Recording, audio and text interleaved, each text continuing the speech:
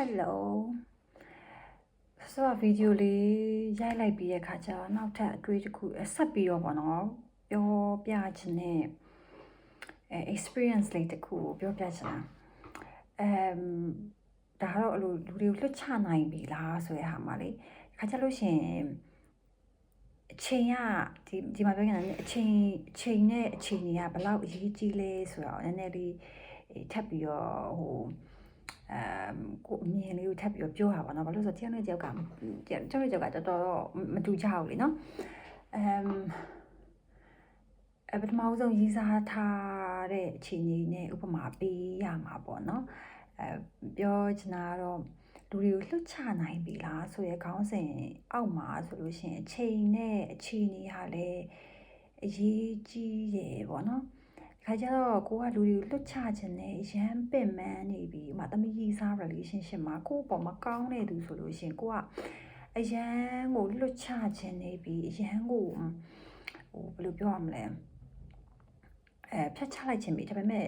အုံနောက်ကတိနေပြီဒါပေမဲ့နှလုံးသားကြီးလက်မခံနိုင်သေးဘူးဆိုတဲ့ခါကျတော့အဲ့ဒီချိန်မှာလေလွတ်ချခြင်းနေတယ်ဆိုရင်တော့မှလွတ်မကြဘူးအဲ့ဒါဆိုအစင်ပြေနေအောင်မှာပါအစင်ပြေမှာပါငါစူးစမ်းလိုက်ရင်အစင်ပြေမှာပါဆိုရဲငါးကြောင်လားမသိဘူးအဲ့လိုမျိုးဖြစ်နေတာငါးကြောင်လားမသိဘူးဆိုမေးခွန်းနေနဲ့လေကိုပြန်ပြီးတော့ယုံကြည်မှုတွေကြော့ကျသွားစေတဲ့အထီကိုဖြစ်တဲ့အထီကိုလွတ်မချသေးဘူးနော်လွတ်မချဘူးလုံးဝလွတ်မချဘူးအဲ့ဒါအီဇာကဖောက်ပြန်တယ်ဒါပေမဲ့အဲ့ဒါကိုလည်းကိုကလွတ်မချနိုင်သေးဘူးငါများခွင့်လွတ်ပေးလိုက်ရင်ပြန်လာမလားငါများခွင့်လွတ်ပေးလိုက်ရင်ပြန်လာမလားပေါ့နော်ဒါပေမဲ့အဲ့လိုမျိုးခွင့်လွတ်ပေးပြီးတော့ပြန်ပြီးတော့ပေါင်းသွားတဲ့တွဲလည်းအများကြီးပဲရှိပါတယ်ဒါပေမဲ့တစ်ဖက်မှာပြောချင်တာ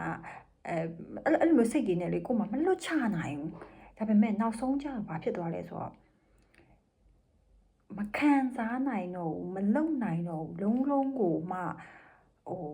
ရက်မတည်နိုင်တော့ရက်တည်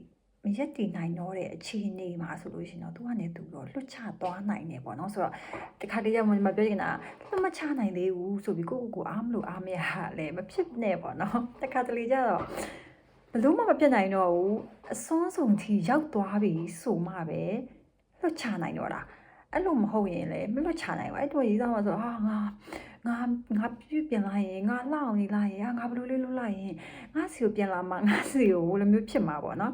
အဲ့တော့တကယ်ချင်းပေါင်းသိမှာဆိုလို့ရှိရင်ငါဒီလိုမျိုးဖြစ်လို့များသူငါ့ကိုမခေါ်အဲ့လိုမျိုးရှိတတ်တယ်လေနော်ငါဒီလိုမျိုးဖြစ်လို့များသူငါ့ကိုမခေါ်လားဘလို့လဲအဲ့လိုမျိုးတွေရှိတတ်တယ်ဒါပေမဲ့ဘလို့အခြေအနေမျိုးမှာပဲဖြစ်လှုပ်ချဖို့အချိန်တစ်ခုရောက်တယ်ပြီးကိုမှလည်းနည်း courage ပေါ့နော်courage လေးတစ်ခုရှိသွားပြီဆိုလို့ရှိရင်လွတ်ချသွားနိုင်တယ်ပေါ့နော်ဆိုတော့လွတ်ချနိုင်ပြီလားလို့မေးတဲ့အခါမှာတိချင်းမှာလွတ်ချ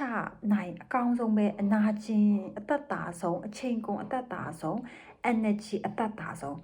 ဒါပေမဲ့အဲ့လိုအချိန်မှာမလွတ်ချနိုင်သေးဘူးဆိုရင်တော့မှဒီအင်အားပေါ့နော်ကိုပြန်မေးကိုပြန်ပြီးတော့စူးစီးပြီးတော့အားစူးစီးပြီးတဲ့နောက်မှာအားရင်တစ်ခုယူပြီးတော့